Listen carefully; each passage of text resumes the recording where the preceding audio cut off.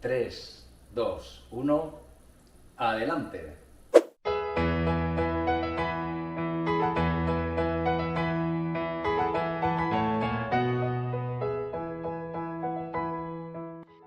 Hola, bienvenidas y bienvenidos a Con Paraguas de lo Loco, un programa para amantes de la meteorología y la climatología, un programa en el que hablamos de tiempo, de clima y de todo lo relacionado con ellas, un programa en el que vamos a aprender, a compartir, a charlar y dialogar, a investigar y a descubrir los porqués del tiempo.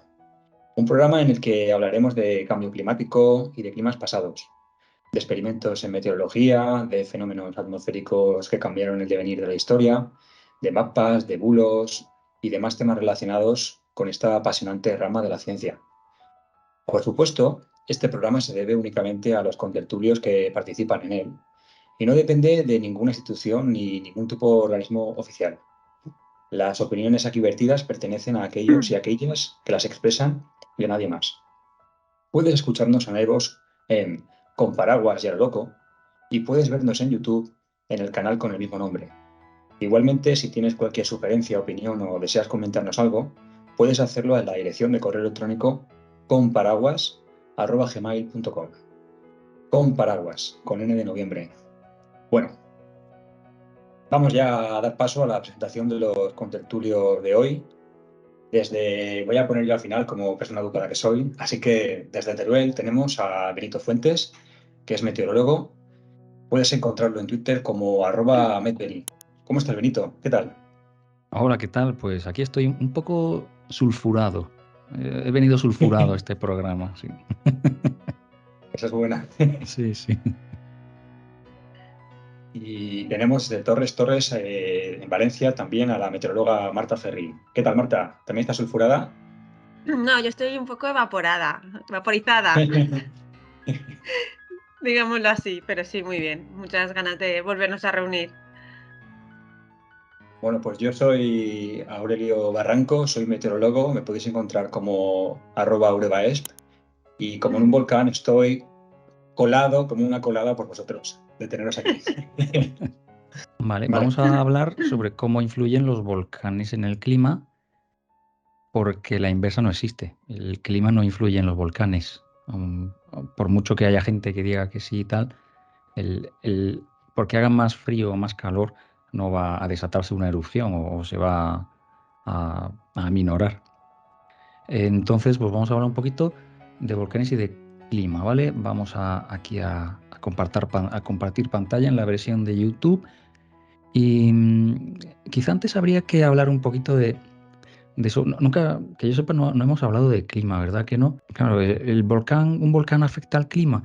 Pues fíjate, te diría que sí, que no, porque el clima realmente es, para que nos entendamos, es una estadística del tiempo que ocurre todos los días durante 30 años, ¿no? Yo tomo cada día del año y tomo, por ejemplo, pues la variable temperatura, que podríamos calificar aquí como la variable estrella del clima. Si apunto todos los días del año la temperatura por ejemplo, la temperatura media de cada día durante 30 años y obtengo, me parece que son, no sé si son 10.000 datos o 10.000 días, si yo hago una estadística con esos 10.000 días, pues obtengo lo que es el clima pues yo qué sé, de Teruel en este caso, en concreto para la variable temperatura.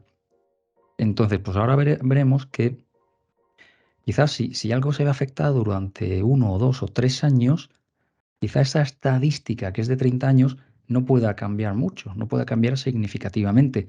Entonces no sé yo si realmente los volcanes influyen en el clima o no, o al menos tampoco influyen en el tiempo, influyen en una escala que está entre tiempo y clima, una escala que más o menos viene a ser del orden de 1 o 2 años aproximadamente, no sé si 3, a lo mejor 3 ya es mucho, pero al menos 1 o 2 años va a afectar en todo lo que es la circulación general de la atmósfera.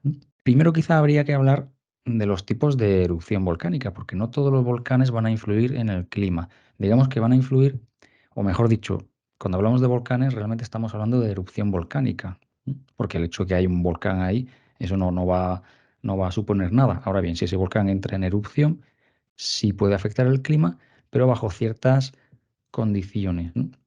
Entonces, la primera condición es qué tipo de erupción ha sufrido ese volcán, porque no es lo mismo una erupción grande que una pequeña.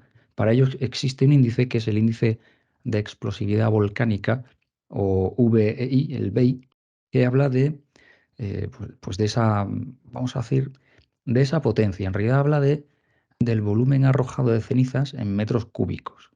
Entonces tenemos nueve índices que van del 0 al 8. El 0 sería el más, digamos, la erupción más flojita, si queremos llamarlo así, y la 8 sería ya una erupción ya pues casi apocalíptica, ¿no? Como además rezan en las tablas y en todos los artículos que podemos leer. La diferencia entre digamos, un índice y otro, bueno, vamos a verlo, por ejemplo. Mira, la erupción hawaiana, que tiene un índice 0, su volumen arrojado es inferior a 10.000 metros cúbicos de ceniza. Y la altura a la que llega más o menos esa nubecita, ¿no? Ese humo, suele ser inferior a 100 metros. Poquita cosa. Después vendría la estromboliana. Ya estamos hablando aquí de más de 10.000 metros cúbicos. Y con una altura de nube, pues hasta 1 kilómetro. Sigue siendo poca cosa. Si pasamos del 1 al 2, aquí estamos hablando ya de 1 millón de metros cúbicos. Y estamos hablando de una altura de nube entre 1 y 5. Si nos vamos a ir al 3, al 4, por ejemplo, nos vamos a un BI5. Ya el BI5, ya estamos hablando de palabras mayores, ¿no? Estamos hablando de una erupción que se llama pliniana. De hecho, creo que el nombre de esa erupción pliniana viene de Plinio el Viejo, porque en Pompeya, cuando ocurrió la famosa erupción que acabó con Pompeya, Herculano, etc., creo que era Plinio el Viejo el que falleció en esa erupción y Plinio el Joven el que la describió. Y de ahí lo de pliniana, creo, si no me falla la memoria. Aquí estamos hablando ya de señoras erupciones, ¿no? Donde la columna la altura de la nube puede superar los 15 kilómetros. Pero es que tenemos un índice BEI ya, o sea, erupciones colosales, con más de 10 kilómetros cúbicos de volumen arrojado de cenizas, 20 kilómetros de altura de la nube. Ya si nos vamos a un índice BEI igual a 7, ya es el no va más. Pero es que luego está el 8, que es una erupción ultrapliniana, que el volumen de cenizas arrojado es superior a 1.000 kilómetros cúbicos. Sobre todo a partir de los BEIs que nos interesa, que es aproximadamente a partir del 3, 4 y sobre todo 5. Pasar de un índice 3 a 4 supone que el volumen de cenizas se multiplica por 10. De manera que cuando paso del 3 al 4, he multiplicado el volumen por 10, pero es que cuando paso del 4 al 5 vuelvo a multiplicar por 10, cuando paso del 5 al 6 vuelvo a multiplicar por 10, de modo que, por ejemplo, una erupción con BEI5 es 10 por 10 veces más, no sé si más poderosa, pero que arroja 10 por 10 veces más ceniza que un índice 3. De modo que al final, cuando uno compara, por ejemplo, el índice 4 con el índice 7, dice, bueno, solo me separan 3 unidades. Pues realmente habría que multiplicar 10 por 10 por 10, es decir, 1000 veces, para tener que un volcán con índice 7, podríamos decir, grosso modo, que es 1000 veces más potente, si se quiere ver así, que uno con número 4. Obviamente, cuanto mayor sea esa potencia, más va a tardar en darse una erupción, menos frecuente va a ser una erupción de ese tipo. Y, por ejemplo, ya para por ejemplo, con índices BEI 1 y 0, pues prácticamente todos los días tenemos erupciones de ese tipo. Cada 3 meses tenemos una erupción con BEI 3, cada 18 de tipo 4. Ya para irnos a un BEI 5 tenemos que esperar en una media aproximada de 12 años. Esto no quiere decir que si hoy se ha dado una erupción de esas, hasta dentro de 12 años no toque. No, es que significa que cuando uno hace una estadística larga, pues te dan unas frecuencias más o menos de repetición o de retorno de unos 12 años. De modo que al final, a lo mejor, en lo que es la vida de una persona, 70, 80, 90 años, pues a lo mejor durante toda su vida, pues igual 6, 7 erupciones de este tipo va a vivir.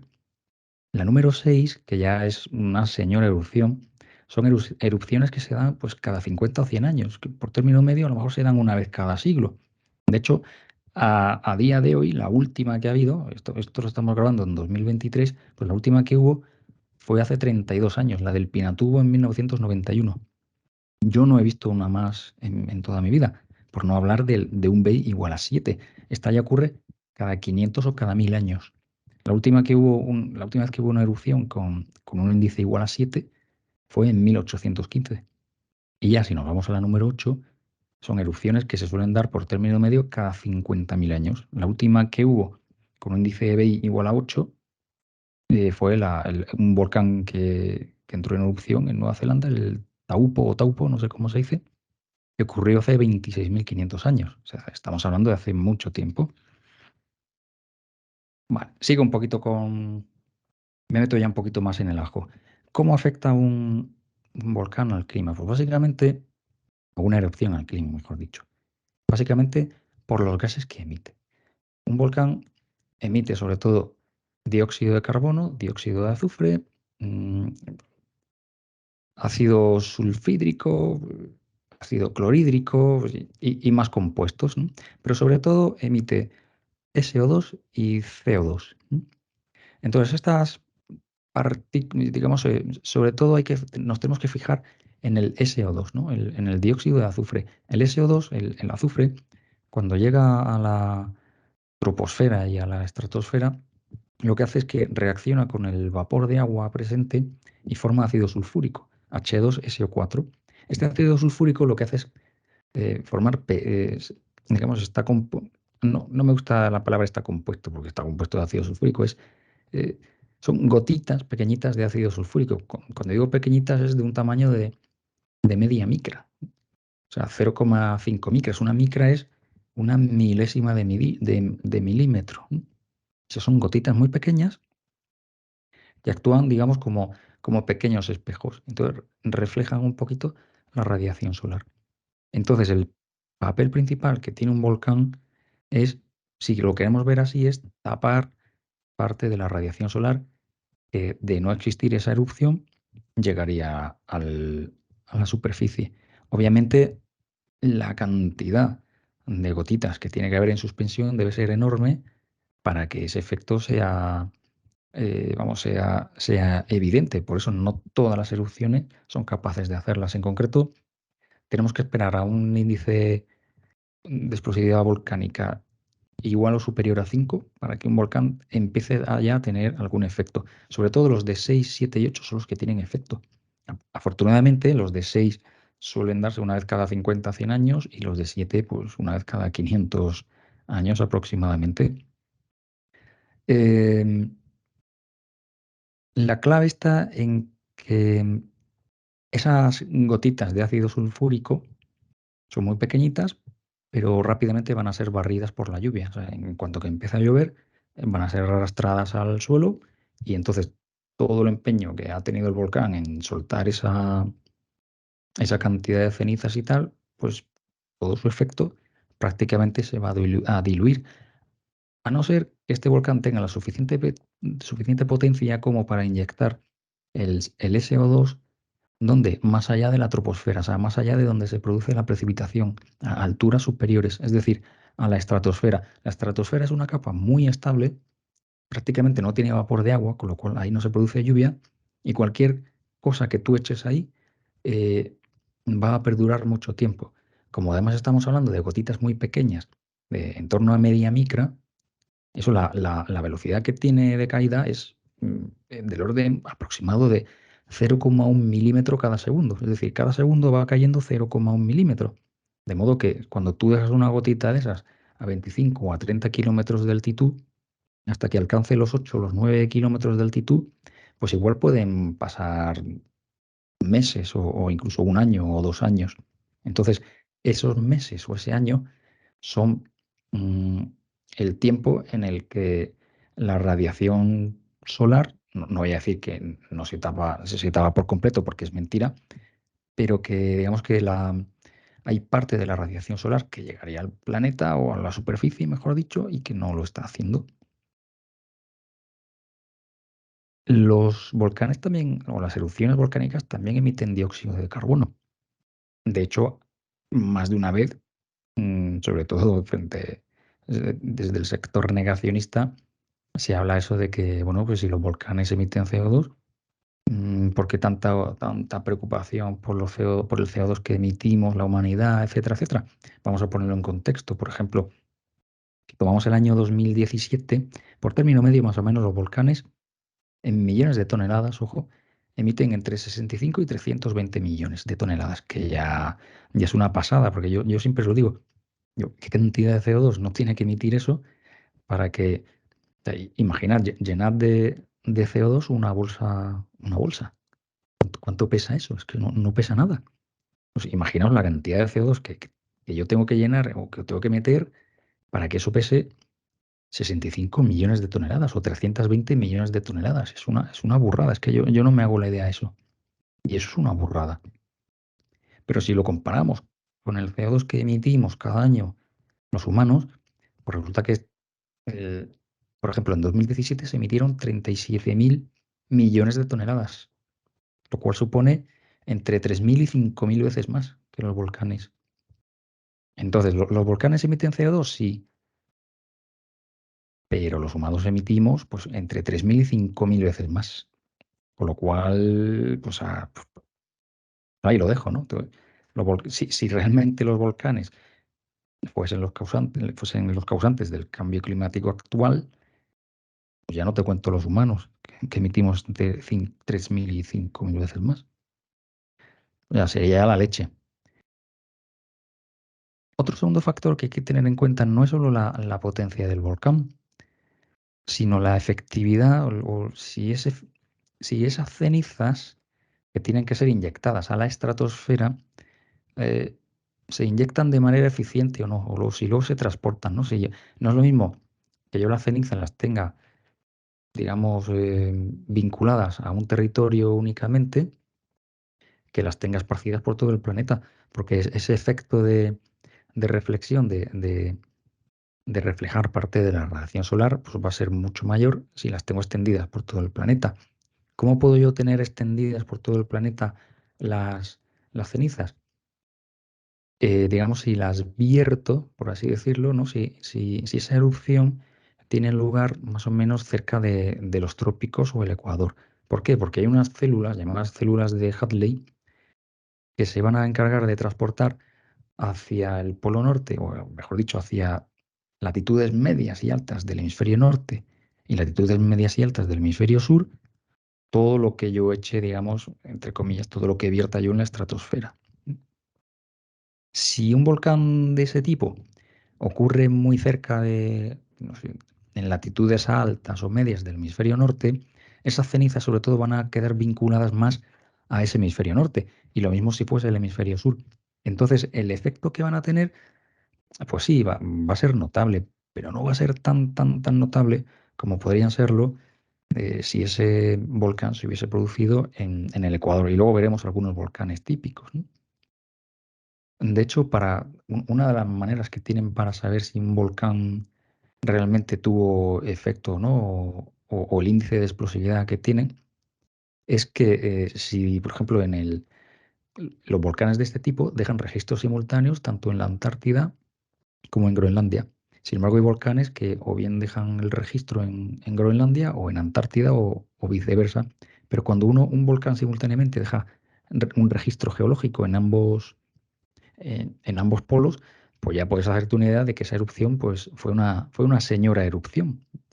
Porque imaginémonos pues, un volcán que ocurre o que erupciona en el Ecuador y que sus efectos vamos, llegan hasta el polo norte y el polo sur. Es una pasada.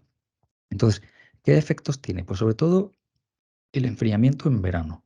Pongamos una erupción hoy, una señora erupción de un índice de explosividad volcánica 6 o 7, pues aproximadamente un año después del evento, eh, en ambos hemisferios y en general en verano, el verano siguiente, se va a notar un cierto enfriamiento. A nivel global, o eso sí, si ocurre la erupción en torno al Ecuador. Si fuese más, por ejemplo, en el hemisferio norte, pues se notaría más en el hemisferio norte. Y si esa erupción estuviese más vinculada al hemisferio sur, quizá esa anomalía se notaría más en el hemisferio sur. Pero ya digo que los volcanes que nos interesan son los que son capaces de provocar erupciones con un índice superior a 5 y aquellos que ocurren en el Ecuador, que son, o cerca de él, que son los que de verdad mandan en esto, ¿no? Entonces, es un enfriamiento que a lo mejor te dura 1 o 2 años. ¿Por qué? Porque, como ya dije antes, en 1 o 2 años, todas las partículas de ácido sulfúrico que hay en la estratosfera, pues al final acaban llegando a la troposfera, acaban siendo barridas por la precipitación y entonces ese efecto espejo que tienen, pues ya se acaba diluyendo y todo vuelve a la normalidad, entre comillas, ¿no? Parece ser que en invierno hay un cierto calentamiento, al menos en la troposfera, en algunas zonas continentales del hemisferio norte, ¿no? Por ejemplo, ha habido, tampoco me quiero adelantar, pero ha habido episodios en los que históricos, en los que ha habido un cierto, vamos, en los que ha hecho mucho frío, por ejemplo, en zonas de Europa, pero por ejemplo en zonas de la antigua Rusia, pues no ha hecho tanto frío, incluso ha hecho un poco de calor, entre comillas, para ser invierno. Otro efecto muy evidente que tienen en el clima los volcanes es un calentamiento de la estratosfera. Podríamos decir que bueno, estas partículas absorben algo en infrarrojo, con lo cual calientan un poquito más esta estratosfera. Y por ejemplo, en la erupción del Pinatubo, que hubo en el año 91, en 1991, la estratosfera se calentó hasta 3 y 4 grados. Que bueno, quizá no sea un aumento bestial, pero es un aumento ya significativo y a tener en cuenta. Y por supuesto, si yo estoy echando ácido sulfúrico o vapor de agua en cierta cantidad, CO2 y posiblemente esté arrastrando otro tipo de partículas y otro tipo de óxidos de nitrógeno, todo eso son eficientes destructores de ozono. De modo que al final el ozono también se resiente. Por ejemplo, siguiendo con la erupción del Pinatubo, tras la erupción hubo una disminución del 2% del ozono en zonas tropicales y del 7% en latitudes medias. Y otro efecto que pueden tener es el calentamiento del Pacífico oriental y ecuatorial. Pero básicamente podemos decir que el efecto principal que tienen es el de enfriar. ¿Por qué? Porque estás tapando cierta parte de la radiación solar, que de no existir toda esa cantidad de azufre en la estratosfera, pues hubiera llegado a la superficie.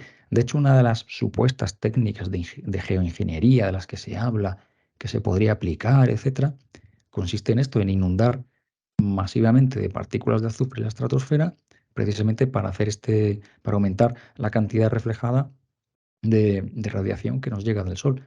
Obviamente, espero que a nadie se le ocurra esto, porque entre otras cosas, claro, si yo inundo de ácido sulfúrico la estratosfera, cuando ese ácido sulfúrico llegue a tierra y llegue arrastrado por la lluvia, pues digamos que va a aumentar el episodio de los eventos de lluvia ácida y la acidificación, sobre todo del océano y de los ríos, va a ser bestial.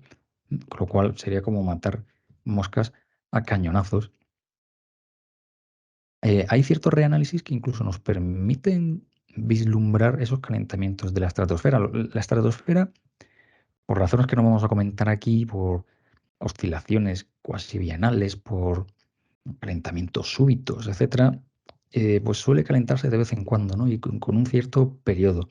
Y en esos reanálisis puede llegar a verse esos calentamientos repentinos, ¿no? Pero aún así hay épocas en las que puede incluso intuirse algunas erupciones o algunas señoras erupciones. De hecho, aquí en la versión YouTube estoy mostrando una gráfica en la que se puede vislumbrar o se puede intuir, por ejemplo, la erupción del Krakatoa en 1883, en el que, digamos, ese calentamiento de la estratosfera es más marcado que en otras épocas. La erupción del Novarupta en 1912, el Agung en el año 1963, el Chinchón, el Pinatubo, son eh, volcanes capaces de pues, calentar un poquito erupciones, mejor dicho, capaces de calentar un poquito la estratosfera y también cuyo enfriamiento en superficie es más que evidente. Y entonces, como buen friki que soy, pues un día dije, pues vamos a tomar una reconstrucción de temperaturas y vamos a compararla con erupciones volcánicas. Entonces me fui hay una página del Smithsonian Institute y tomé o sea, datos de 5.753 volcanes. Lo que hice fue eliminar el BI 0, 1 y 2 porque eso no tenía prácticamente nada, ningún efecto, y me quedé con los de 3, 4, 5, 6, 7 y 8. En total, bueno, no, sí, ahora por lo que veo, sí tomé los de índice menor de 3. Sí. Vamos, que tomé 5.753 volcanes, que además casi todos están puestos en la conocida línea de... ¿Es el anillo de fuego? ¿Se llama así? En el anillo de fuego. Sí, sí. Ujú. Eso es, que como no podía ser de otro modo. Y sobre todo, por ejemplo, vemos que en la zona de Indonesia hay bastantes volcanes. Esto es una zona en la que frecuentemente tienen lugares erupciones que luego suelen tener cierta repercusión. Entonces, si queréis, pues señalo algunos volcanes rápido y luego ya pues os doy paso a vosotros.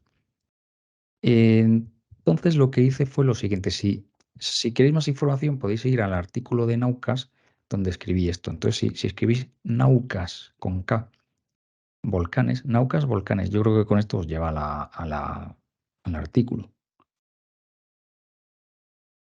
Entonces, a ver, hay que tener en cuenta que un año sea globalmente frío o cálido no se debe exclusivamente a que haya habido una erupción o no lo haya habido. Hay un montón de factores naturales que hay que tener en cuenta. Por ejemplo, si hay si la corriente del niño no, está en fase niño o fase niña, ¿no? O sea, lo que llamamos ENSO, ¿no? Está en fase niño o está en fase niña. Cuando está en fase niño suele haber un calentamiento de la troposfera.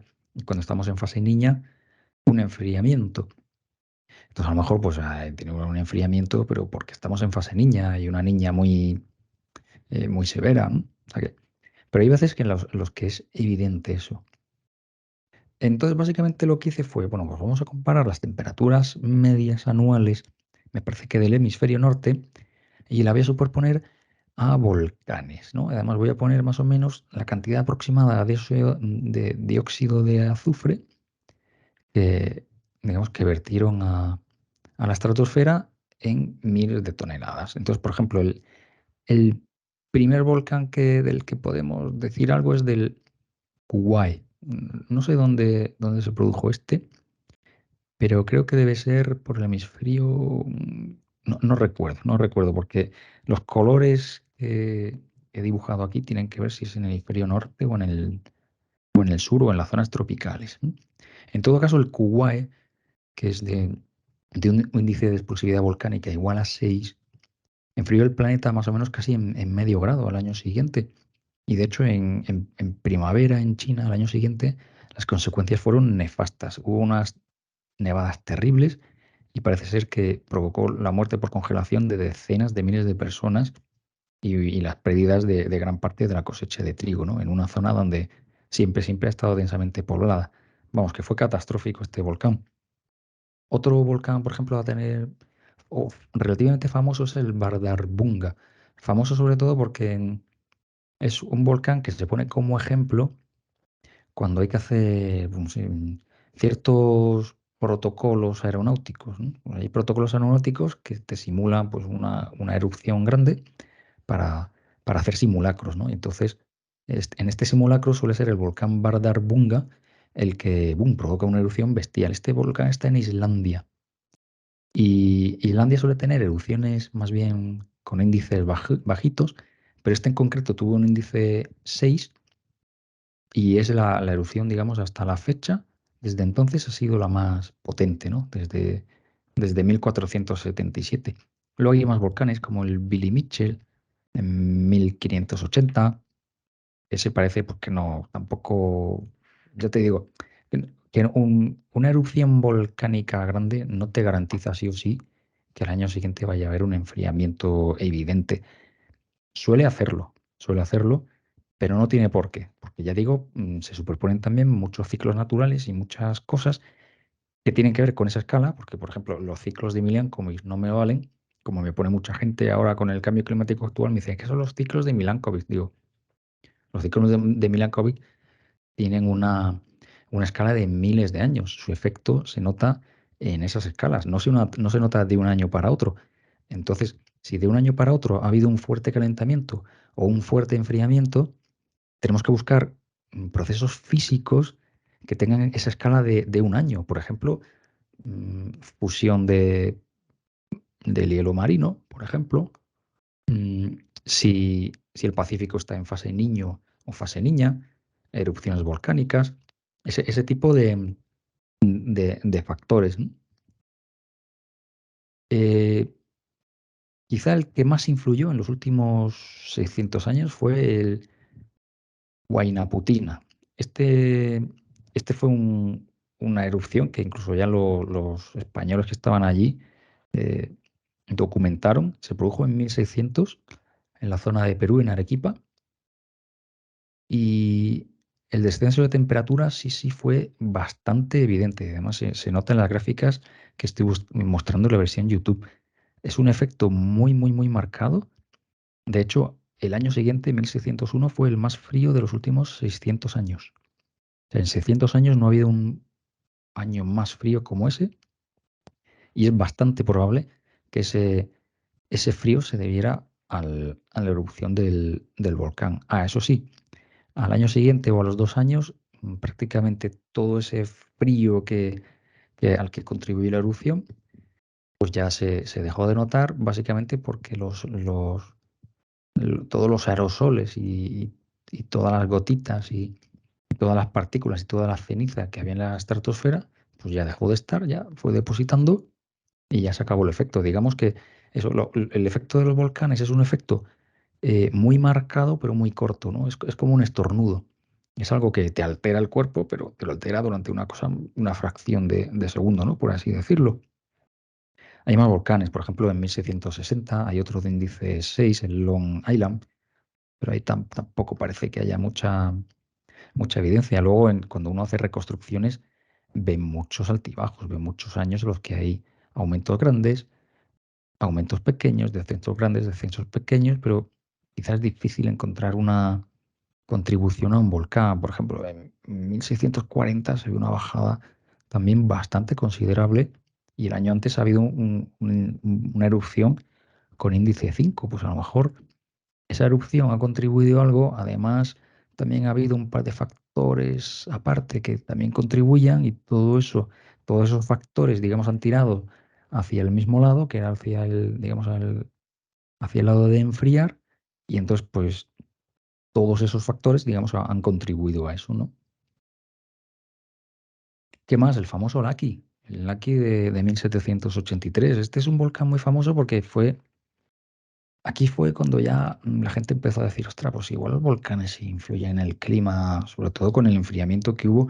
Fue con un índice de explosividad volcánica 6, pero mm, que me parece que también es de Islandia, pero que tiene cierta controversia. ¿Por qué? Porque realmente fue una erupción que se dio a lo largo de 8 meses. Entonces, a lo mejor en 8 meses es como cuando abres una botella de gaseosa, ¿no? Tú mueves una botella gaseosa, si tú la abres de golpe, ¡boom! El, pues toda la gaseosa sale y ¡buah! Pues una potencia increíble. Pero si tú vas abriendo el tapón poquito a poco, todo ese gas lo vas soltando poco a poco, y no tienes ese efecto. Pues parece que con el Laki ocurrió algo así. Una erupción que duró 8 meses aproximadamente, de modo que, claro, se emitieron muchísimos millones de toneladas de SO2, pero realmente, como se hizo poco a poco, no se hizo con la suficiente potencia como para pum, llegar a la estratosfera. De todo modo, sí parece ser que tuvo algún efecto local. Cuando digo local, digo en la zona de Europa. ¿Por qué? Porque es lo que ya he dicho. Tú estás enfriando una zona en la que rápidamente la presión, por ejemplo, en el caso del Laki, pongamos que lo que tú estás vertiendo lo estás vertiendo a la troposfera. Pues eso, enseguida, cuando llueva, la mayor parte de la ceniza se va a depositar otra vez, y esas partículas, de manera que el efecto, pues, se va a acabar.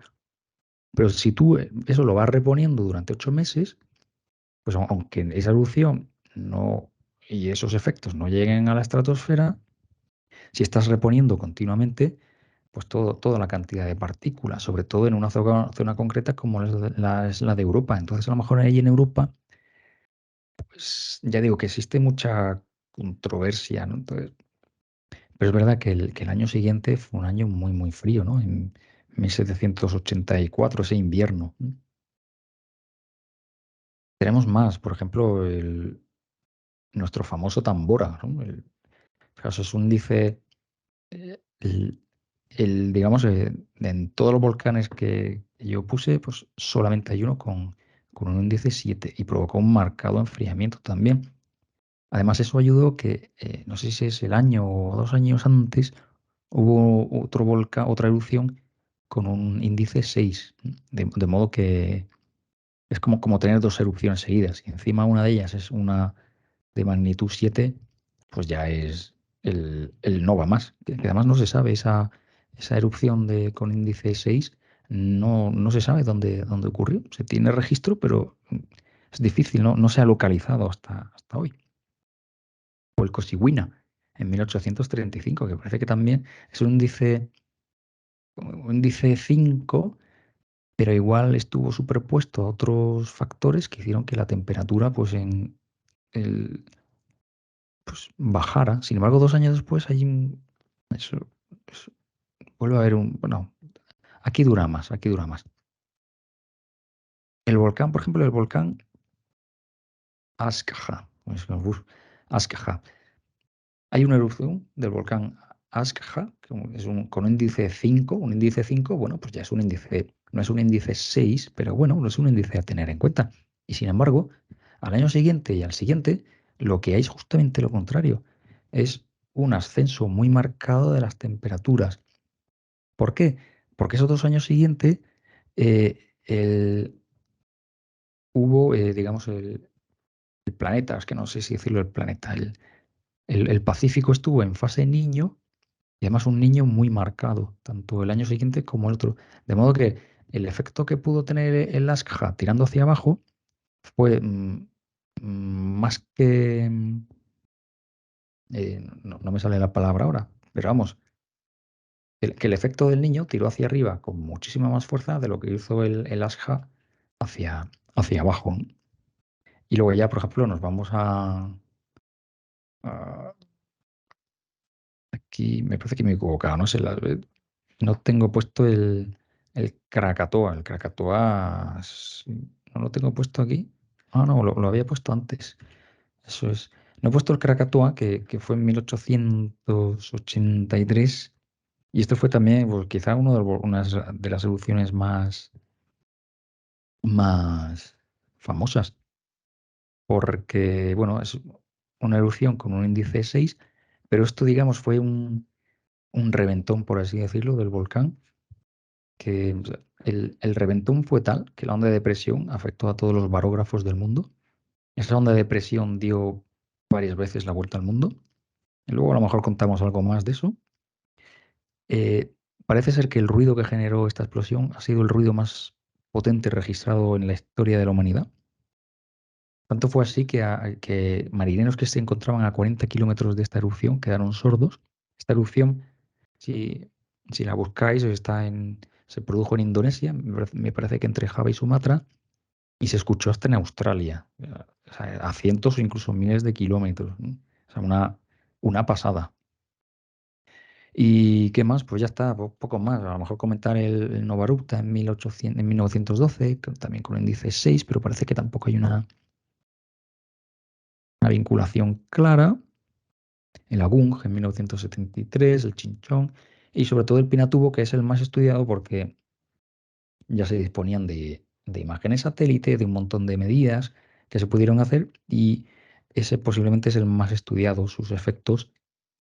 Tuvo un efecto eso de disminuir la temperatura media del planeta, uno medio grado más o menos, tras la erupción el año siguiente. Me parece que el año 92 fue un año en el que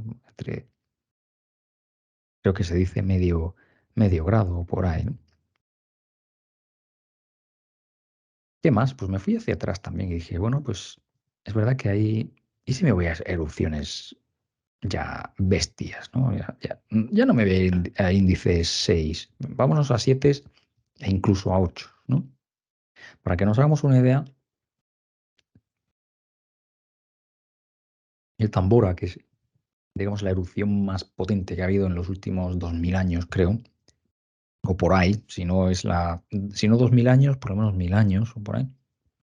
Tambora expulsó, creo que 160 kilómetros cúbicos de cenizas. 160. Pues resulta que hay registros de volcanes que han expulsado más de 2500. 160, que es lo máximo, lo más de lo más, comparemos eso con 2500. Es una burrada. ¿Podría alguna erupción de estas llegar a tener un efecto ya en el clima bastante más fuerte? Porque claro, no es lo mismo soltar 160 kilotoneladas, creo, o no, kilómetros cúbicos de cenizas a la estratosfera que soltar 2500. Pues resulta que hice más o menos con una reconstrucción de los últimos 5 millones de años y vinculadas a lo mejor, me parece que son una docena de volcanes.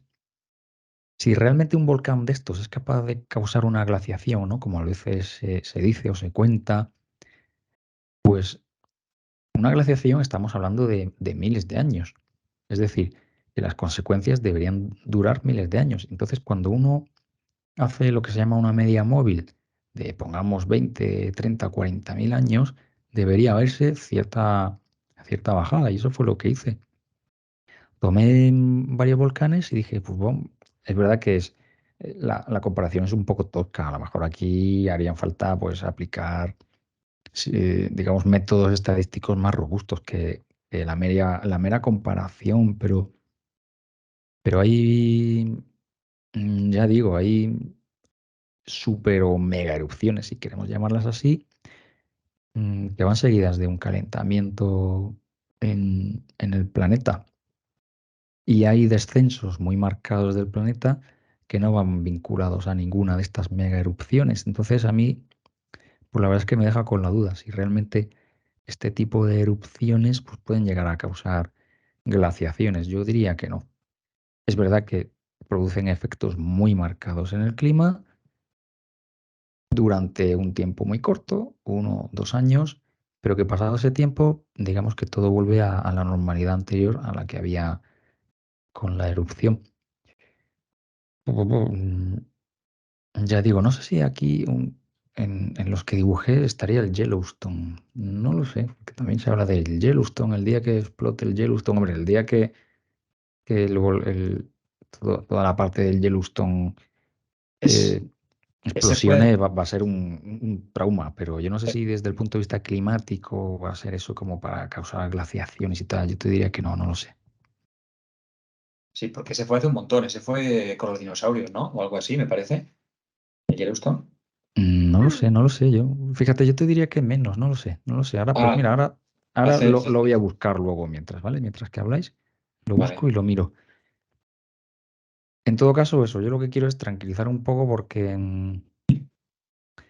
si ahora estamos inmersos en un calentamiento global que además dura ciento y pico de años ya, no es porque de vez en cuando explote algún volcán. Y si explota algún volcán de estos y revienta bien, tampoco va a suponer eso que volvamos a la edad de las cavernas y tengamos que estar ahí poco más que, no sé, nevando yo qué sé, en el trópico, ¿no? Ojalá, pero no. Parece lo contrario. Sí, sí. Y eso es todo, o sea, una pequeña introducción que, bueno, me he enrollado mucho, pero bueno, así dar un poquito una visión general del asunto. Vale. Yo, bueno, quería hacer ahí unas preguntillas que tengo de concepto, porque claro, me he montado una peliculilla, porque cuando el volcán es más de latitud tropical que de latitud más de estar al norte o al sur, que es más eficiente a la hora de inyectar el tema, puede ser que tenga que ver también, que ayude, digamos, en latitudes bajas, que como la tropopausa está más hinchada, luego estén más arriba las cenizas y puedan caer mejor lateralmente. O esto es una... Es que no sé por qué me ha venido a la cabeza esa historia. Es decir, bueno, igual está como a favor de la gravedad porque está más elevada, ¿no? Está más dilatada en ese punto. Y luego, pues como se va contrayendo según vas yéndote hacia el polo, pues a lo mejor esto puede ayudar también a que sea más eficiente. Buena pregunta, no lo sé. No lo sé. No me lo he planteado. Se Sí, podría pero sí que haber, no sé. podría ser. O sea, que fuera Sí. como un ingrediente más, ¿no? Sí, Yo tampoco lo había pensado, pero sí. claro, como la diferencia es tan grande, ¿no? Porque a lo mejor en el Ecuador está a 20 kilómetros y en el Polo Norte está a 10 o a 8, ¿no? Dices, Sí. a lo mejor esa diferencia de cota, dices, hostia, a lo mejor ayuda un poquillo. O sea, es que sea algo que ayude. Sí, sí que podría ser. Sí. Claro, La cosa es que luego, quizás la mayor dificultad que tengáis la columna de humo o de ceniza, de hollín y tal, es superar la inversión de la tropopausa. claro. Y claro, ahí pues ya no sé si... Claro, es que por un lado dices, bueno, superar la inversión no es lo mismo superarla, yo qué sé, si está a 5 kilómetros, que te es más fácil, Ujú. porque digamos que podríamos decir que la ceniza ha perdido fuelle, si está a 15 kilómetros que si está a 5, ¿no? Sí. Como que ha perdido potencia. Pero por otro lado, supongo que no, no solo tendrá que Ujú. ver con la potencia a la que el volcán Claro, inyecta las cenizas, sino la estabilidad que hay térmica en esa zona. claro. Entonces la estabilidad siempre es verdad que suele ser menor en las zonas tropicales y ecuatoriales. Ujú. Entonces ya te digo que no sé qué efecto ahí predomina más. Si el de que está más lejos y Ya, como que tardas más en llegar, o el que, bueno, pues eso se compensa con que no hay tanta estabilidad, a lo mejor como puede haberla en zonas polares, no sé. ya también está eso, claro, lo de la Hombre, yo creo estabilidad. que influirá más la inestabilidad, ¿no? Que la altura de la tropopausa. Yo Sí, creo porque al final es la inestabilidad lo que provoca el ascenso de todo. Mm. sí, la Sí, ayuda, sí, ¿no? no Como sé. que la ayuda a estar arriba, sí. Mm. Y luego otra cosilla que quería preguntar, a ver si es posible que a lo mejor pueda tener que ver el rollo de que a lo mejor un volcán, bueno, si está a lo mejor muy cerca de los polos, igual el efecto es más pequeño, ¿no? Los de Islandia igual tienen menor efecto, pero a lo mejor es posible que haya un diámetro mejor que otro de partículas emitidas. Por ejemplo, para un mismo volumen emitido, que haya, por ejemplo, un volcán que tenga, digamos, un volumen igual, pero que tenga diámetros más efectivos no sé. Sí, te entiendo. Pues no lo sé, ahí, fíjate, ahí quizá la respuesta nos la dé alguien que sepa geología. Por, ¡Uy! ¿Por qué? Sí. Porque A no ver, sé si, ¿tenéis no a sé alguien si, cerca? claro, no sé si la función de Yo lo dejé distribución de las atrás. gotitas, Sí, del tamaño de gotitas, mm, suele ser la misma en una erupción. No lo sé, claro. yo no lo sé, supongo que habrá mucha gama, pero dentro de eso, pues es que tampoco sé si se distribuye según una gaussiana o cómo. Ya, ya, ya. No lo sé, no lo sé.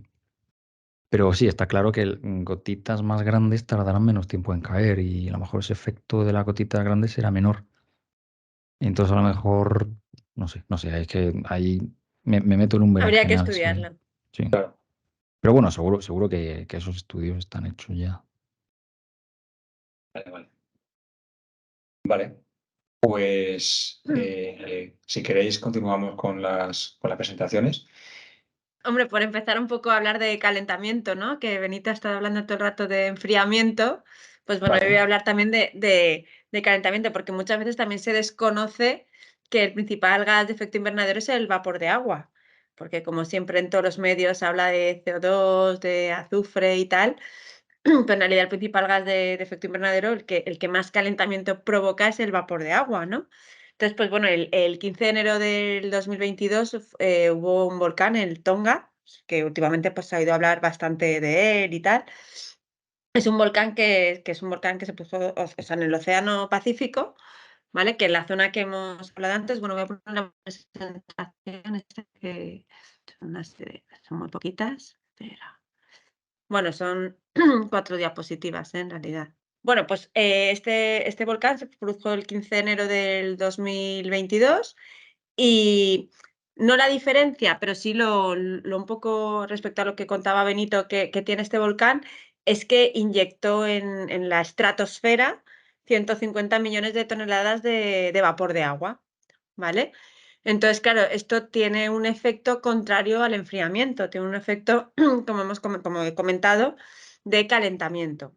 En un principio, pues bueno, en la alta, en la estratosfera, ¿vale? Sí que se vio que hubo un aumento de vapor de agua pero se ha mantenido debido a la permanencia del vapor de agua que tiene con el tiempo. Entonces, fijaros, en 2022, que se produjo en enero, esa subida de la concentración de vapor de agua, pero que bueno, que ha continuado en 2023 y va a continuar, porque estamos hablando que ahí sí que ese vapor sobrepasó la tropopausa, es decir, llegó a niveles altos de la atmósfera.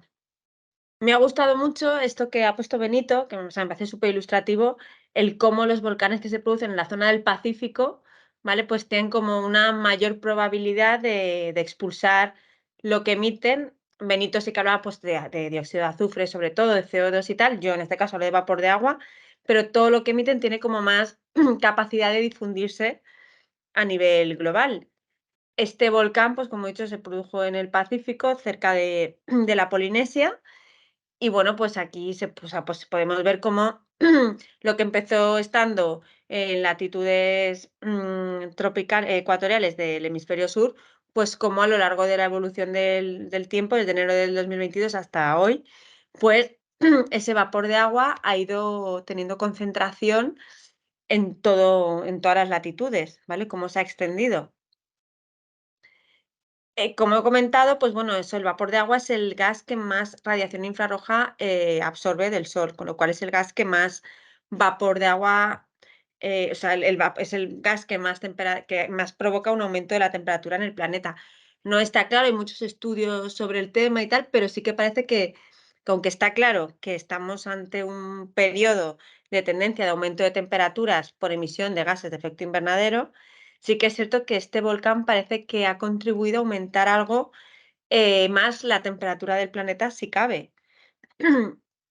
Entonces, pues bueno, aquí, por ejemplo, pues se puede ver claramente cómo desde en este año, pues cómo ese aumento de temperatura en algunos lugares, por ejemplo, en los polos, ha sido especialmente notable, sobre todo en los meses, pues eso, marzo, septiembre, con grandes picos. Con esto yo estoy siendo muy breve pero bueno, simplemente quería un poco dar el otro punto de vista a lo que estaba contando Benito del enfriamiento y tal, que es a lo que más estamos acostumbrados a escuchar hablar de los volcanes, igual que a las emisiones de azufre y de dióxido de carbono, y se tiende a hablar mucho menos de esas emisiones de vapor de agua y muchas veces es el gran desconocido el vapor de agua como gas de efecto invernadero. Entonces, pues bueno, yo creo que sí que se debe tener en cuenta y se están haciendo muchos estudios sobre cómo está influyendo esta erupción que hubo en enero del 2022 en el calentamiento global que ya de por sí se está dando. Y bueno, pues es un poco dar el contrapunto a ese calentamiento, es decir, que como muy bien ha dicho Benito, pues eso que al final el clima no provoca volcanes, pero los volcanes sí que influyen en el clima. Entonces, pues bueno, que yo creo que hay que estudiarlos, hay que conocerlos y ver de qué forma, pues a lo largo de la historia nos han influido y cómo ahora nos pueden estar influyendo. Y bueno, yo creo que sí que he sido súper, súper, súper breve. Y bueno, era simplemente yo dar esta información porque últimamente los medios de comunicación, y yo he leído un par de artículos que hablan exclusivamente de que no está claro que haya contribuido o que esté contribuyendo al calentamiento global, pero sí que se están detectando incrementos de temperatura mucho más excesivos que la tendencia que estaba viendo en los últimos años. Entonces, pues bueno, ahora yo creo que Aurelio pues comentará algo, ¿no? De otro volcán que enfríe, creo, ¿no? También. Sí, Aunque sí, sí, tengo que sí. decir también que en la gráfica o sea, en lo que tú has hablado, Benito, de tantos volcanes, sí que habían muchos que también provocaban calentamientos. Sí, tengo una pregunta. El vapor de agua expulsado, el volcán este era un volcán submarino, ¿no? O algo así. Sí, sí, sí. Entonces, ese vapor de agua realmente era, digamos, el agua que fue forzada a ascender por la explosión, o es que era agua que tenía el propio volcán ahí en su interior, porque también tienen agua los volcanes, bueno, agua, vapor Es de que agua. o sea, ya te digo que esto me llamó la atención hace tiempo y ahora lo he vuelto a retomar. Es que todos los volcanes expulsan bastante vapor de agua a la atmósfera. Lo que pasa es que lo expulsan con una fuerza que es insuficiente para llegar a la estratosfera. con lo cual se diluye mucho más. El problema de este volcán es que fueron 150 millones de toneladas expulsadas y que gran parte de esas toneladas están en la estratosfera, o sea, permanecen en la estratosfera. Porque el problema está que igual que el vapor de agua, bueno, los elementos, tienen un problema para superar la inversión de su vida, pues ahora ese vapor de agua está en la estratosfera y se está manteniendo en la estratosfera. Y no se sabe por cuánto tiempo se va a poder mantener en la estratosfera, porque no tiene esa tendencia a bajar o a diluirse como cuando se queda en la troposfera. Entonces, todos los volcanes tiran vapor de agua, pero no con tanta fuerza. O sea, yo creo que lo interesante de este volcán es la fuerza con la que expulsó ese vapor de agua, que traspasó mucho más de los 20 kilómetros de la, De altura, claro. Sí, de la sí. troposfera. O sea, más que si fue el vapor de agua del mar o del propio volcán y tal, es la fuerza con la que se produjo la erupción, vamos. Todo lo que yo he Ujú. leído habla de eso, de que lo que llama la atención ha sido eso. Que igual ahí sí que tiene que ver cosas como las que estábamos comentando, del diámetro del volcán, o de las gotitas de agua expulsadas, no lo sé. Pero que yo ahora, después de la pregunta que tú has hecho, Aurelio, igual sí que tiene que ver eso en que puedan subir más, o sea, el que tengan más fuerza, que esté como más concentrada la potencia de expulsión del volcán. Hombre, está claro que si le mete un pepinazo desde abajo, eso sube de arriba y traspasa lo que pille, claro. Tiene Sí, una sí, sí, inercia que va para arriba, pero es muy curioso sí, porque, claro, al final tú cuando tienes, yo tenía la idea de que los volcanes tiran gases de efecto invernadero, ¿no? Como el CO2 y tal, tenía en la cabeza el CO2 y ese tipo de cosas, pero en mi vida me venía a la cabeza el vapor de agua. Y en este caso que ha sido tan importante porque como era submarino, pues ¿no? Ha calentado, ha hervido el agua y la ha tirado para arriba. Y yo la verdad sí. que no conocía el caso y me ha parecido bastante guapo. Mm. Sí, en su Sí, momento ya leí, porque además tengo, o sea, tengo conocidos en la Polinesia y en su momento ya me hablaron de este volcán y tal. Entonces, desde el principio no es que hice un seguimiento, pero sí que me llamó mucho la atención. Mm. Y bueno, Y a lo mejor, y este verano se ha hablado mucho de él. Mm. O yo he escuchado mucho de él también. claro, porque el potencial de absorción de infrarrojo del vapor de agua es mucho más grande que el de Que CO2, el del ¿no? CO2, sí. Que eso Claro, también es el gran desconocido. O sea, como siempre se nos habla de los gases de efecto invernadero de origen antropogénico, el claro. vapor de agua nunca sale como gas de efecto invernadero. Pero no tenemos que olvidar que es el principal gas de efecto invernadero, es el que La, más radiación absorbe. la realimentación esta de la temperatura y el vapor de agua y todo eso, ¿no? Que Claro, eso también. sí, sí. Sí, sí. Es una retroalimentación positiva, súper Tope. positiva, vamos. Sí, sí, sí. A lo yo, bacán. yo escuché una vez, que no sé si será verdad o no, pero me lo puedo creer perfectamente, que en el manto terrestre o incluso en la corteza hay más cantidad de agua que en todos los océanos. Entonces, Ostras. claro, creo, no lo sé. Entonces, claro, es lógico que por este tipo de procesos, por vulcanismo, al final el agua vaya saliendo. Más que nada para compensar la que hay por subducción, ¿no? Porque supongo que cuando hay subducción, algo de agua desaparecerá Claro, se mete por la corteza. sí. Oh. Y entonces tendrá Mm, que ser repuesta por algún lado, ¿no? ¿Qué digo yo? No sé. Ujú, sí. Por cierto, mira, he buscado lo de Yellowstone ujú. y hubo una hace 0,64 millones de años y Ostras. hubo otra hace 2,1 millones de años. U- 2,1074. sí, una hace pues 600.000 años que expulsó 240, es que millas cúbicas, o sea, 1.000 kilómetros cúbicos, y el de hace 2,5 millones de años, 2,1 millón de años expulsó 2.450 kilómetros cúbicos. Madre mía. Lo cual es una pasada, porque aquí, según Pues la sí. gráfica esta, pone que el Tambora 50 kilómetros cúbicos. O sea que 50. si Sí, eso vuelve a entrar en erupción, vamos. De eso sí Sí. que estaríamos hablando, haríamos 5 o 6 episodios contándolo. sí, O Sí, va. ninguno. Se acabaría rápido, dejaríamos todos de sí. fumar. Sí, pues mira, me parece que el famoso volcán de La Palma, este, digo famoso porque es nuestro, nosotros somos Sí, de España, Y para nosotros el volcán de La Palma fue el Nova Más, pero me parece que era un índice 2, que eso es nada. Lo que ocurre es que como era nuestro volcán, pues hablamos mucho, pero realmente ese Claro. volcán que decían, ¡guau, el volcán y tal! Es que no merecería ni un par de líneas en cualquier otra parte del planeta. Hombre, pero estaba también en una Sí. zona muy poblada, que también Sí, pero cuando hay un volcán, también el impacto que hay respecto a la población también hace que, aunque el índice no sea tan alto, Claro. sí que se tenga muy en cuenta, porque eso es como el Vesubio Mm. también, cuando, o sea, también hay un montón de chalets y cosas construidos a orillas del Vesubio y hace poco leí que es que en cualquier momento podría volver a entrar en erupción. sí, pero un volcán de esos que ocurren cada 2 por 3 en Asia, bueno, pues ya está, sí. Hala, vamos, que ya te digo, es que no sale ni, vamos, que ni nos enteramos. Pero cuando ocurre No, ya no. en nuestra casa, que por otro Claro. lado es lógico, yo, yo lo siento mucho, pero no me afecta lo mismo que un familiar mío tenga una enfermedad a que lo tenga una persona de, yo qué sé, de Australia. Pero es lógico también. Sí, hay Sí, una sí. componente de cercanía, claro. Mm.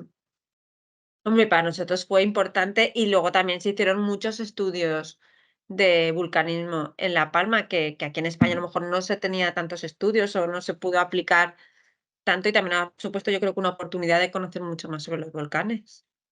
Ujú. Ujú. Mm. Que por cierto, como dato curioso, el mayor volcán o la mayor montaña del sistema solar es un volcán extinto. Es el Monte Olimpo en Ostras, Marte. No sé si son 20 kilómetros o... Qué No locura. me acuerdo. pues 20 Ujú. kilómetros. Sí, sí, Sí, sí, de altura, sí, el sí. Monte Olimpo me parece que se ve a 3.000 kilómetros de distancia o por ahí. Sí. Bueno, yo soy un friki de la montaña, creo que eran 20 y pico, 27 o algo así me suena. Que era Una pasada. tres O sea veces que el aquí los Everest, ¿no? Sí. 8000 es nada, Claro, hay que irse a ríete de Marte. ellos. Pues bueno, yo voy a hablaros del año sin verano. Bueno, el año sin verano, primero de todo quiero hacer una mención a las fuentes porque, bueno, todo esto es un trabajo que ha hecho Benito que la verdad que está, es la hostia, está muy bien. En base a un par de artículos que ha publicado en Naucas y en el blog de AEMET, que la verdad que, joder, te has pegado una currada muy guapa y la verdad que lo he tenido bastante fácil. Gracias, Eh, pero a ver, tampoco voy a ser un poquito humilde. Yo lo único que he hecho ha sido picotear. bueno, El trabajo serio lo han hecho otras personas, pero sí es te has verdad que... apoyado, sí, nos vamos apoyando unos en otros. Bueno, pues nada, simplemente voy a hablar del año 1816, bueno, que fue un año en el cual pues la temperatura a nivel, por lo menos a nivel europeo y a nivel del noreste de Estados Unidos y la zona este de Canadá, fue bastante más baja de lo normal, debido a que en el año 1815 se produjo la erupción del volcán Tambora, del que ha hablado Benito, que fue un volcán bastante potente. Para poneros un poquito en contexto, a principios del siglo XIX, había habido pues, una serie de guerras, las guerras napoleónicas, que habían pues, tomado parte en diferentes partes de Europa. Y Europa, la verdad, que se encontraba en ese momento en una posición bastante complicada a nivel de gestión de recursos, con mucha hambruna, eh, con problemas en las cosechas, a nivel de bocas que alimentar, ¿no? Había mucha más demanda de alimentos. Entonces, eso fue un contexto a nivel social. Y luego, a nivel climático, antes de la propia erupción del Tambora, se encontraba, sobre todo Europa, afectada por una época fría, conocida como la Pequeña Era de Hielo, bueno, que fue una época que tuvo una duración de unos 5 siglos y medio bueno, a la que luego se le acopló el efecto del Tambora. Para poneros un poquillo en contexto, cuando acaba la última glaciación hace 10.000 años, entraría lo que sería la época del Holoceno, una época geológica de eso de 10.000 y pico años, donde las temperaturas suben un poquito y ya pues se puede hacer vida, ya las civilizaciones empiezan a expandirse y empieza por la cosa a mejorar, evidentemente con altibajos. Entonces, bueno, pues durante estos últimos 10.000 años tenemos diferentes edades de frío con una alternancia de unos 1.500 años. Y como he comentado, la pequeña edad de hielo fue la última que ocurrió, que empezó en el año 1300 y estuvo hasta 1850, más o menos, ¿no? Hay diferentes fuentes que dicen que unos dicen que empieza más tarde, tal, pero bueno, más o menos, para que os hagáis una idea, pues sería cuando acaba la Edad Media, más o menos hasta un poquito más allá de la Revolución Industrial, de cuando empieza. Los posibles factores implicados, sin tampoco meterme demasiado en camisa de once varas, fueron, por un lado, una poca actividad solar que, aunque no está del todo comprobado a nivel de correlación, sí que parece que hay algo de relación, pero no está del todo sabido. Sí que se sabía que la actividad solar fue bastante baja. La actividad volcánica también, porque hubo varios eventos de vulcanismo previos al Tambora bastante gordos. Hubo un volcán, creo que era el volcán San Vicente, creo que era, en el Caribe, en 1812, y luego el volcán Mayón, en Filipinas, en 1814, un año antes, que fueron erupciones bastante grandes. Y luego la propia variabilidad natural del clima, bueno, pues de variaciones en la temperatura. Hay que comentar que, bueno, por matizar un poquillo, la pequeña edad de hielo tuvo 3 picos de frío. Uno fue en 1650, otro fue en 1770 y el otro fue en 1850, que ese ya fue después de la erupción del Tambora. También hay que decir que la pequeña edad de hielo no fue fría todo el rato. También había épocas dentro de la edad de hielo, había pues veranos, por ejemplo, que también tenían una componente un poquito más calurosa y un poco más seca. Por ejemplo, se recuerda que la batalla de Bailén, que fue una batalla en Jaén, cuando las tropas de Napoleón entraron en la península, pues se recuerda que fue un escenario en el que hizo bastante calor y no hubo tampoco mucho humedad que digamos. El efecto del vulcanismo sobre la temperatura, yendo un poco rápido por lo que han comentado mis compañeros, bueno, hay como dos efectos, ¿no? El efecto del calor y el efecto del frío, vamos a decir. Entonces, el efecto del calentamiento, como ha comentado Marta antes muy bien, pues es debido a la emisión de gases de efecto invernadero, que son gases que, como sabéis, pues atrapan la radiación infrarroja y hacen que la atmósfera tenga como una mantita que evite que se escape el calor. Y luego el enfriamiento por el vulcanismo, que, como comentó Benito, es cuando se produce la emisión de partículas de dióxido de azufre que tienen un tamaño muy pequeñito, el tamaño de 0,5 a unas poquitas micras, y que cuando llegan a capas altas de la atmósfera, pues reflejan la luz solar actuando como pequeños espejos. A diferencia de el efecto del calentamiento debido a la concentración de gases de efecto invernadero, que es un efecto de calentamiento lento, porque esta concentración tiene una respuesta a incremento de temperatura lenta, el tema del volcán, el tema de la emisión de partículas que reflejan la luz, tiene un efecto de enfriamiento mucho más rápido que el anterior. Bueno, simplemente aquí tengo una pequeña gráfica en la que, bueno, pues muestro un poquito, ¿no? Cómo se puede ver que, como ha comentado Benito, la troposfera es una capa más inestable que la estratosfera y que cuando los eventos volcánicos son lo suficientemente grandes y las partículas penetran en la estratosfera, se quedan aquí. ¿Por qué es más estable la estratosfera que la troposfera? Pues como comentó en su día, debido a que la troposfera es una capa en la que la temperatura desciende con la altura en un campo gravitatorio. Ya tenemos algo más frío abajo de algo más caliente y la tendencia es a invertirse esa posición, hablando así rápidamente. La estratosfera, como podéis ver, aquí tenemos que la temperatura aumenta con la altura, ¿no? Por eso es una capa a la que una vez que llegan las partículas, pues se quedan ahí más estables y pueden luego pues trasladarse para producir un efecto. Yendo ya a la erupción de Tambora del año 1815, nos situaríamos en Indonesia, que es un país que tiene muchísimas islas. Una de ellas, la isla de Sumbawa, es una isla que tiene una extensión de unos 15.000 kilómetros cuadrados, más o menos 3 veces la provincia de Alicante. Y en esa isla tenemos una península, que es la península de Sangar, en la cual tenemos el volcán Tambora, que presenta una altura de 2.850 metros, que como podéis ver aquí tiene un pedazo de cráter de 6 kilómetros de diámetro y una profundidad de 1,5 kilómetros. Viendo un poco la cronología de los hechos, todo esto empezó en abril del año 1815. El 5 de abril de 1815 hubo una grandísima erupción cuyas explosiones pudieron escucharse incluso en las Islas Molucas, que son unas islas que están a unos 1.400 metros al noreste de la isla de Sumbawa, bastante lejos. Sería mejor como de aquí a Lyon, para que os hagáis una idea. Y bueno, para que os hagáis una idea un poco de la potencia de este sonido, en la ciudad de Yogyakarta, perdón por mi pronunciación indonesia, el gobernador Sir Stamford Raffles pensó que se trataba de un ataque y envió barcos de guerra en auxilio de diferentes navíos y ciudades que podían estar en apuros aliadas. La erupción continuó hasta la mañana del 6 de abril y se fue apagando poco a poco. Pero en realidad lo que estaba pasando era una cosa que no era nada comparada con lo que acabaría por venir, ¿no? Porque lo que vendría sería la tragedia, ya que la lava del volcán era lo suficientemente fría y lo suficientemente espesa como para solidificarse justo al salir y taponar la salida aumentando la presión. Este aumento de presión fue lo que luego produjo, pocos días después, la erupción del Tambora de manera tan agresiva.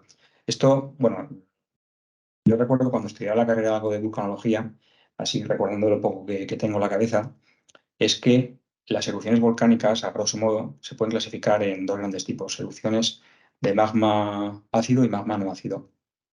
Cuando tenemos una erupción de magma no ácido, como por ejemplo la del volcán de La Palma, ahí tenemos lo que es una colada de lava, porque la composición ácida, ¿no? La sílice presente en la lava, lo que ayuda es, la sílice ayuda a que sea más viscoso.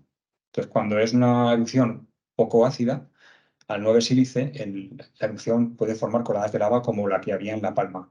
Sin embargo, cuando tenemos una erupción de acidez, una erupción con gran cantidad de sílice, ahí lo que se forman son pegotes a los que les cuesta muchísimo moverse, que se enfrían rápidamente. Entonces, claro, cuando hay mucha presión y esos pegotes no desalojan, digamos, la salida del magma, es cuando salen volando y se forman, pues, proyectiles aéreos, ¿no? Entonces, a grosso modo, las erupciones no ácidas producen un lava más de terreno, mientras que las otras son erupciones que tienen mucha más interacción con la atmósfera, ¿no? Como por ejemplo el volcán este de Islandia, el del nombre impronunciable, no tiró muchísima cantidad de material, pero fue muy ácida, ¿no? O el Vesubio.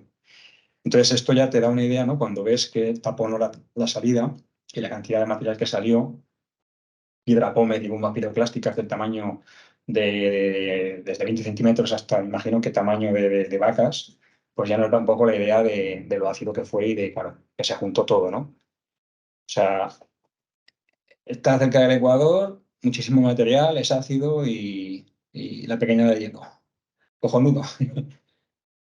Bueno, pues eso, al final se produce el estallido de forma violenta ya el día 10 de abril a las 7 de la mañana, o sea, 5 días después de la primera erupción.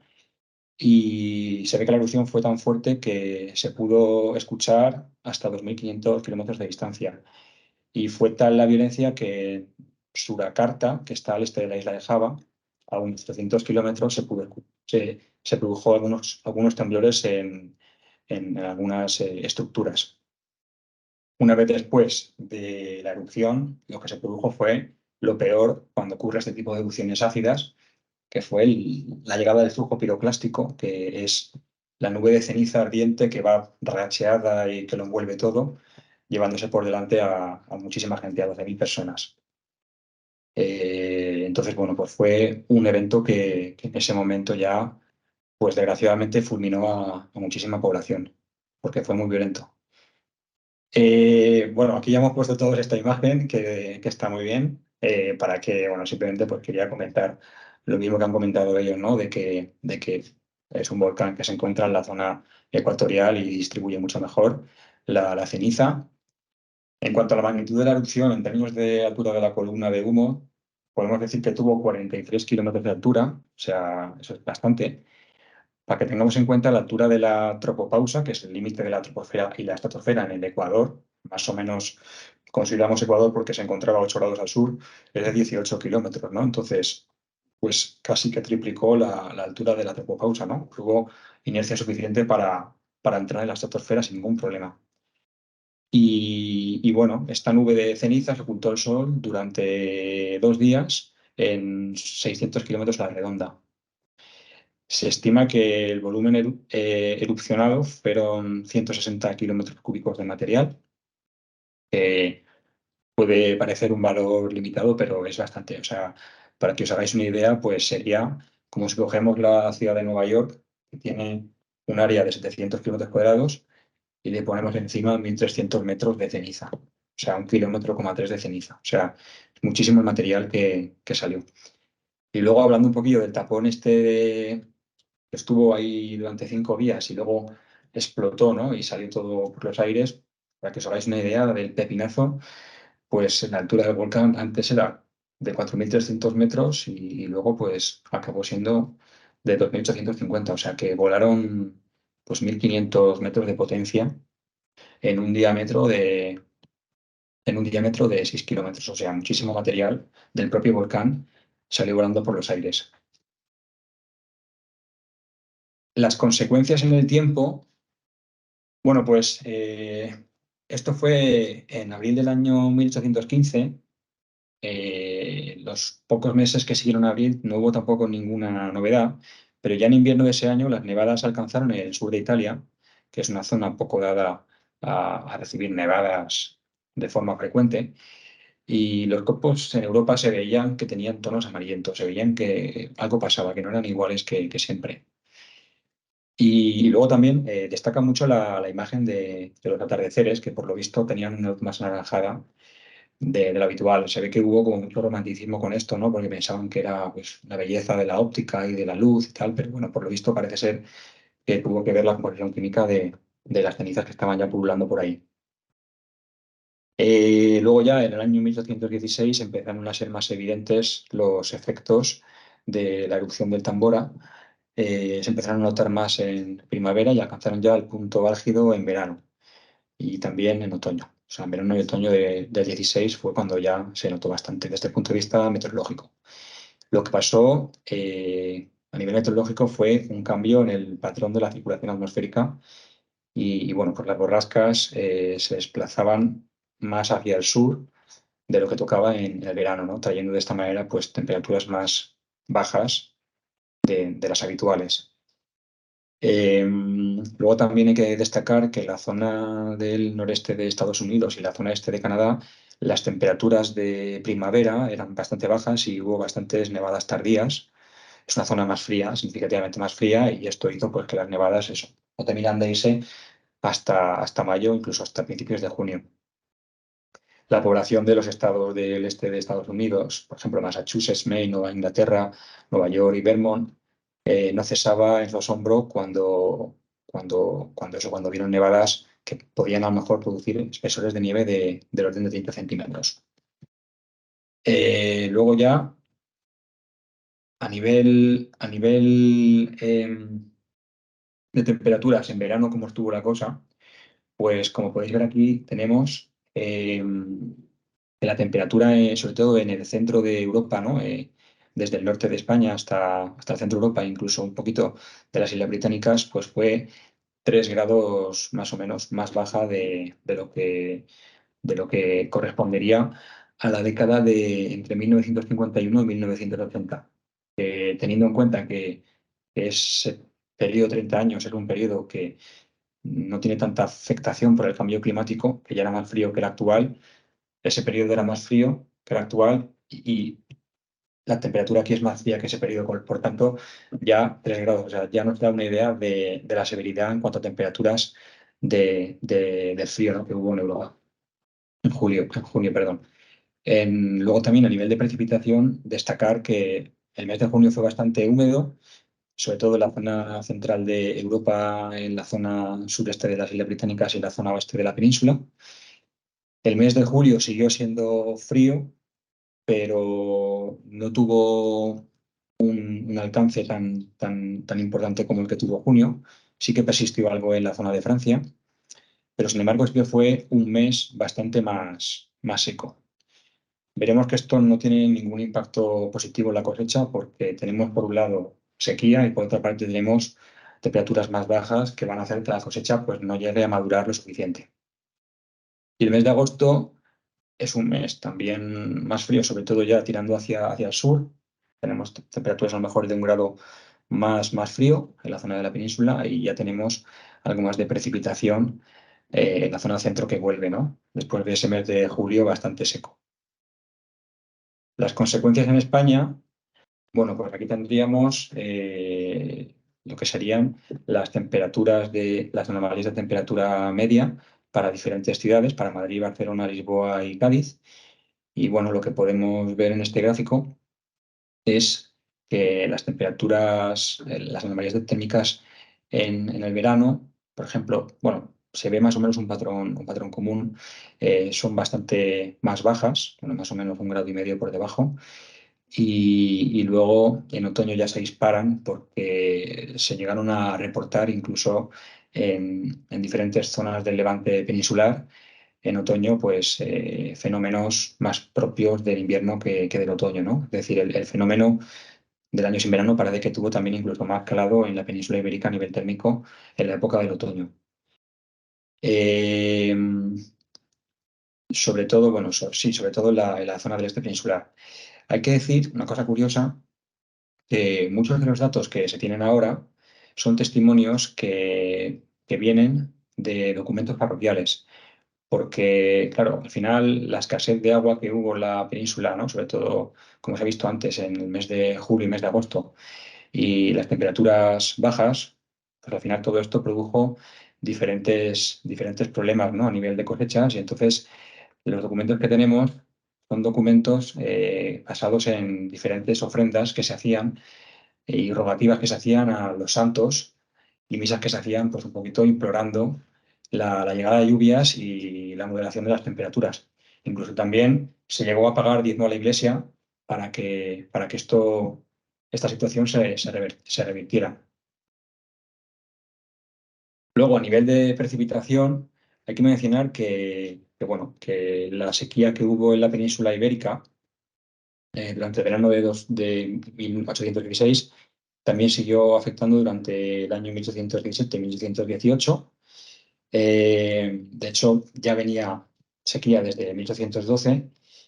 Destacar que sobre todo fue más húmedo en la fachada atlántica que la fachada mediterránea, pero bueno, la fachada atlántica realmente en muchas zonas seguía sin llover lo suficiente.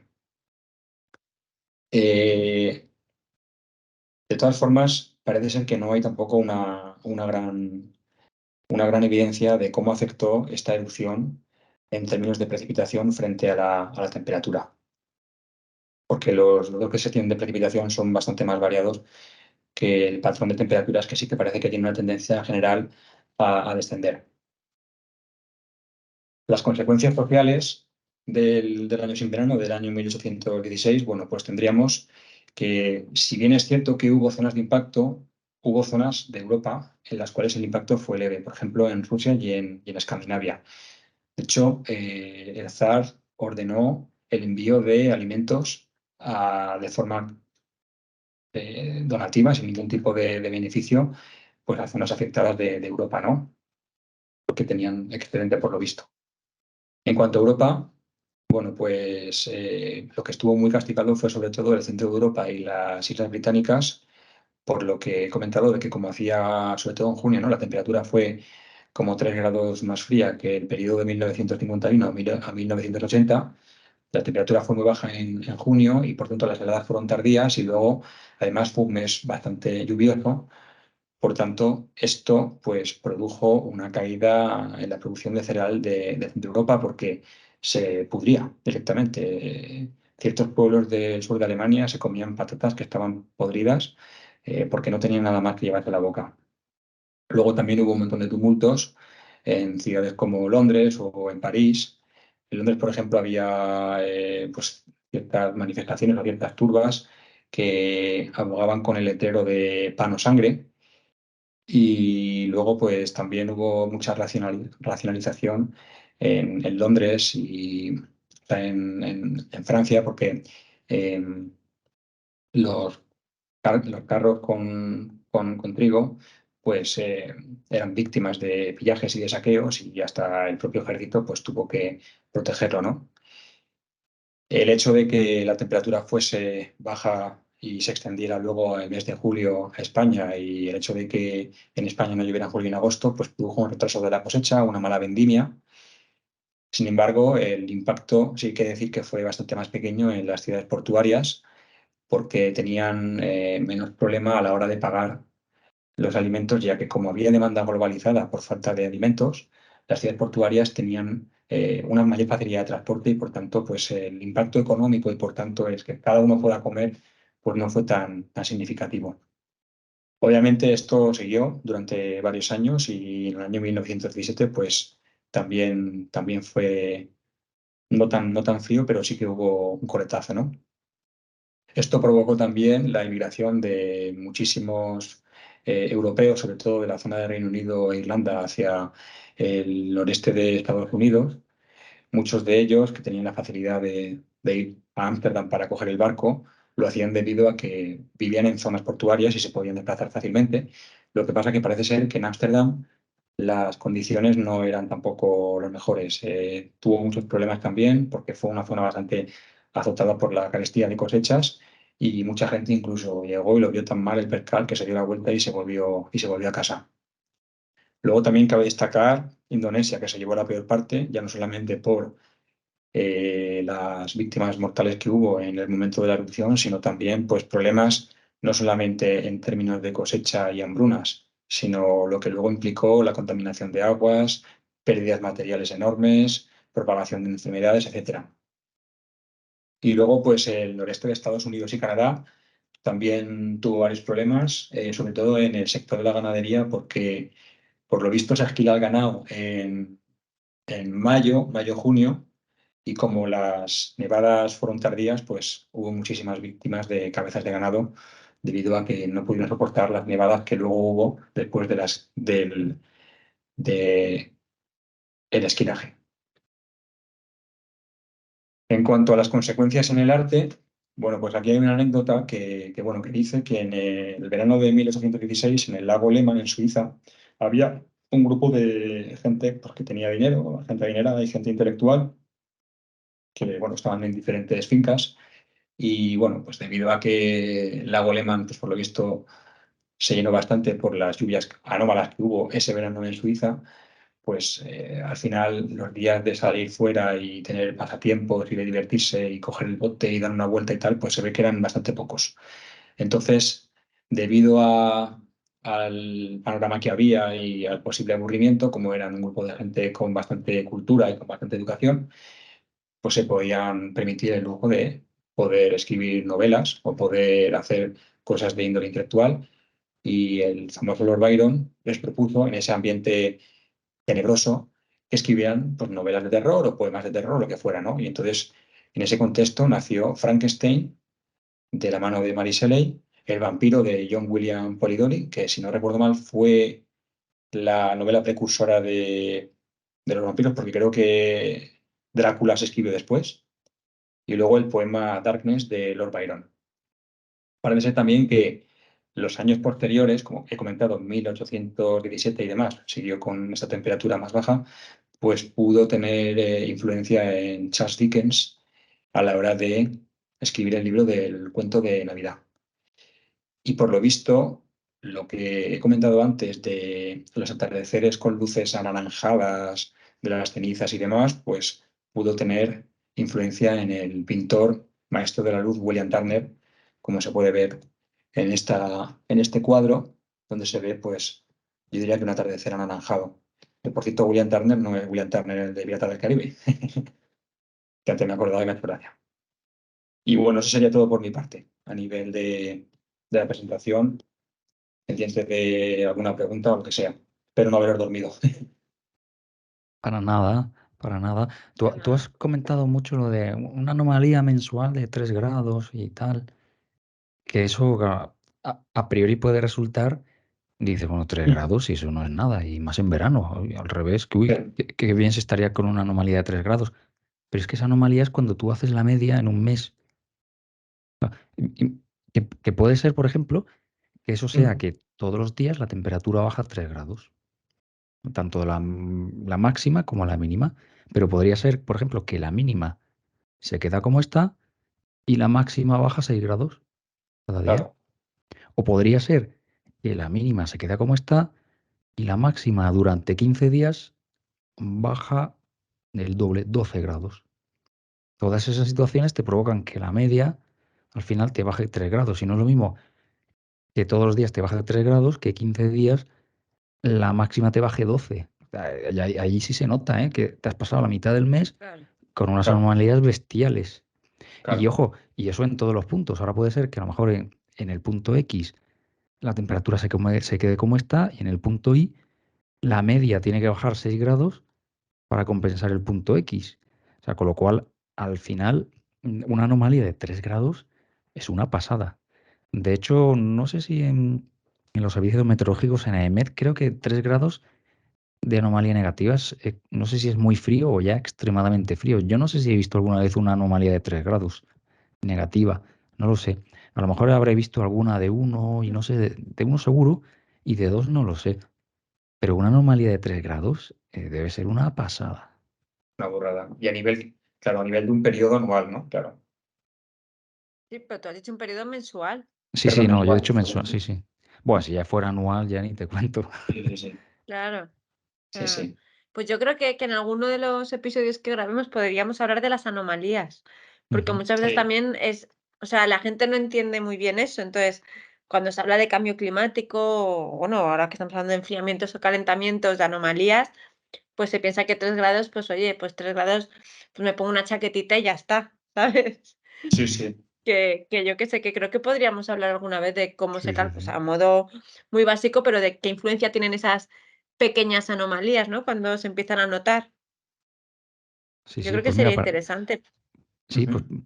por ejemplo, para ponerlo en contexto, a escala global, es verdad que no a escala regional, pero a escala global, cuando estábamos en las glaciaciones, la temperatura media del planeta era solo 5 grados inferior a la actual, Por 5 grados. ejemplo, Pero Ostras. claro, es claro. cuando tú integras a escala global y a escala Mm. temporal grande, que 5 grados es una pasada. Claro. Claro, pues por eso. Sí, sí. Pues no lo Claro, me ha contamos parecido también. súper interesante la parte de la influencia en el arte. O sea, qué fuerte, ¿no? O sea, Sí, cómo nos sí. influye a todos el tiempo y el clima en un momento dado, ¿no? Ay, eso es muy curioso. Claro, te puede influir en el ánimo, pero también te puede influir directamente en no salir a la calle, ¿no? Sí, Hostia, pues sí, sí. bueno, habría que ver en el confinamiento las grandes obras literarias que se han escrito Ya ves. para poder hacer esa valoración, porque ahí sí que no salía nadie a la calle. Ah, bueno, y hay una cosa que se me ha olvidado decir en la presentación que he caído luego, bueno, es el segundo año, por lo visto, de los últimos 600 años más frío, ¿no? El 816, y el primero decía, ¿y cuáles? Y luego, lo ha contado Benito antes, es el año del volcán de Arequipa, ¿no? Ah, Sí. Ese. Sí, ya no recuerdo, pero el 1816, 17 y 18 estaban en el ranking de los, no sé si eran los 5 primeros o por ahí, o así un ranking de esos. Que Sí, en 1816 hizo mucho frío ese verano, pero es eh, que en el 17 y en el 18 tampoco es que fuera eso el sí, Caribe, ni mucho menos, más bien sí, lo contrario. si lo tienes en el artículo, tienes aquí el 16 el segundo puesto, el 17 el quinto y el 18 el 22. De 600. No está mal. No está Que los mal, ¿eh? pillar ahora, ¿y el Joder. primero? ¿Cuál es el primero? el de 1601. Sí. Ah, vale, vale. Claro, y al final eso, que se comparan los datos de anomalías térmicas con respecto a una serie mucho más fresca que la de ahora, ¿no? Claro. Aparte. Pues por ahí hay reconstrucciones anuales, pero claro, una reconstrucción anual, si quieres hablar del verano, igual no te vale mucho. Pero sí hay, en la página de la ANOA hay un montón de reconstrucciones muy chulas. Yo he usado algunas para hablar del periodo cálido medieval y la pequeña edad de hielo, cuando hablas en términos más generales, pero claro, cuando ya te vas Claro, a una escala ya de meses, ya no sé, igual hay algo por ahí, no lo sé. sí, hay muchos datos ahí que son maravilla, ¿eh? Que has puesto Sí. las Sí, erupciones las de barras. Sí, sí. las Creo que barras. era desde 1400 y 1400 y Sí, eran algo, mil creo. cuatrocientos y pico. Bueno, a mí personalmente me ha parecido súper interesante este podcast, ¿eh? Bueno, pues ya hemos terminado de hablar de la relación de los volcanes con el tiempo y con el clima. Y bueno, pues ahora vamos a recomendaros una canción que tiene bastante que ver con un tema del que hemos hablado. Se llama 1816, The Year Without a Summer. El artista es Rasputina y el álbum lo podéis encontrar como Oh Perilous World del 2007. Hace referencias a Tambora, a las cenizas, a las malas cosechas, al ganado hambriento, a la primavera, al verano, al tiempo, al temporal de nieve, a rojizas puestas de sol, pues, más o menos por lo que hemos pasado, ¿no? Y finalmente vamos a decir un refrán, en este caso, hablando y guiándole un ojo a nuestros amigos geológicos, los volcanes, que es que si el volcán despierta y el sol se oculta en pleno estío, el frescor del verano será un desafío. Así que, bueno, yo solamente por mi parte despedirme de vosotros y de los contertulios. La verdad que ha sido un placer estar aquí. Me lo he pasado súper bien, ha sido muy interesante. He aprendido un montón de cosas y he recordado otras cosas que tenía un poco ahí llenas de telarañas. Y nada, pues que muy guay, que sigo muy animado con seguir con vosotros en esta aventurilla. Gracias, igualmente. Yo he de reconocer que la geología no me gustaba. No me Ujú. gustaba, pero en pasado. Pero es verdad que cuando empiezas a hilarla con este tipo de cosas, ya te va picando el gusanillo de la geología y de otras ramas de la ciencia. Y gusta, gusta. Me gusta. Yo lo he pasado bien también. Sí, yo también lo he pasado súper bien y qué es eso, que a raíz de esto de los volcanes y tal, me he puesto a leer cosas y me parece que hay una conexión tan brutal entre la geología y la meteorología, no solo con los volcanes, sino con muchas otras cosas. O sea, el estudio geológico es fundamental para conocer el clima. Me parece a mí siempre me ha gustado, ¿eh? Sí, Las piedras, y estar ahí investigando y mirarlas. Pero bueno, esto me ha creado más gusanillo, la verdad. sí, sí. Y es Y me ha brutal parecido la... que ha sido un capítulo súper Bueno, interesante. y mola eso, mola como una cosa interacciona con la otra y luego como en la geología tienes un montón de información ahí, ¿verdad? De lo que ha pasado y tal. Pues nada, chicos, un placer y nos vemos en el siguiente episodio. Hasta luego. Un abrazo. Hasta luego.